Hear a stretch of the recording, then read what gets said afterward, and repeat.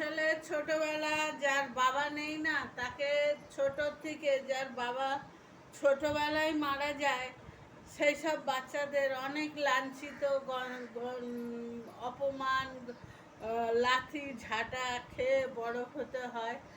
তো মা থাকলে হয়তো সেই সাহসটা পায় না, কিন্তু মানুষ ঘৃণা পায়।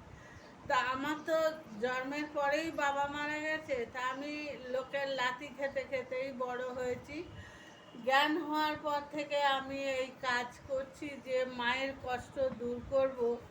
তার জন্যই আমি সেই যখন থেকে আমার জ্ঞান হয়েছে যে আমার মা আমাকে কাজ করে লালন পালন করছে, তখন থেকে আমি কাজ করা শুরু করেছি। আর এখনও আমি করে যাচ্ছি। তা যাদের ছোট্টবেলা বাবা মা মারা যায়, মা মারা যায়, তাদের মা বাবা যাদের কেউ না থাকে তারা তো অপমানিত হয়, তারা এক ধরনের অনাথ। তারপরে বিয়ে হলে স্বামীর কাছে গেলে স্বামীও যখন চলে যায় সে রাস্তা কুড়ে হয়ে যায়, যেটা আমার ক্ষেত্রে হয়েছে। তা আমি তো জন্মের থেকে বাবাকে দেখিনি, তো ভাই বোনও আমার নেই। হ্যাঁ, আমার যদি ভাই বোন থাকতো তাহলে হয়তো এতটা কষ্ট আমি নাও পেতে পারতাম।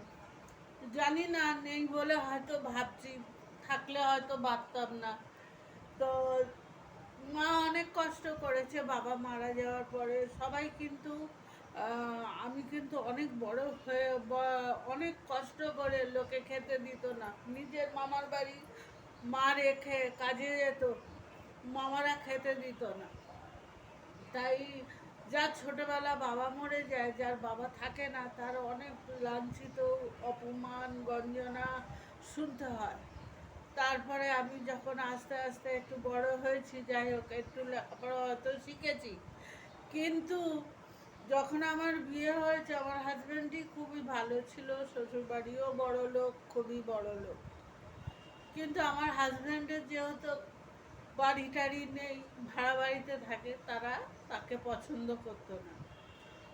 তো সেই যে কাজ করা শুরু করেছি মার কষ্ট দূর করতে, এখনও কষ্ট করে যাচ্ছি। নিজের কোনো দিন একটা বাসস্থান করব বলেও ভাবিনি, এখনও করছি।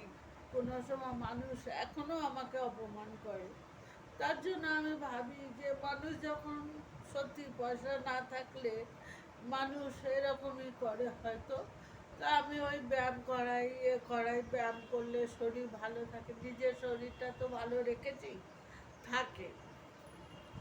তো এক এক সময় মনে খুব কষ্ট হয়, যদি আমার দুটো পয়সা থাকতো তাহলে মানুষ হয়তো আমার সাথে এরম ব্যবহার করতো না, বা আমি যদি আমার একটু থাকার জায়গা হতো তাহলে হয়তো মানুষ এরম ব্যবহার করতো না।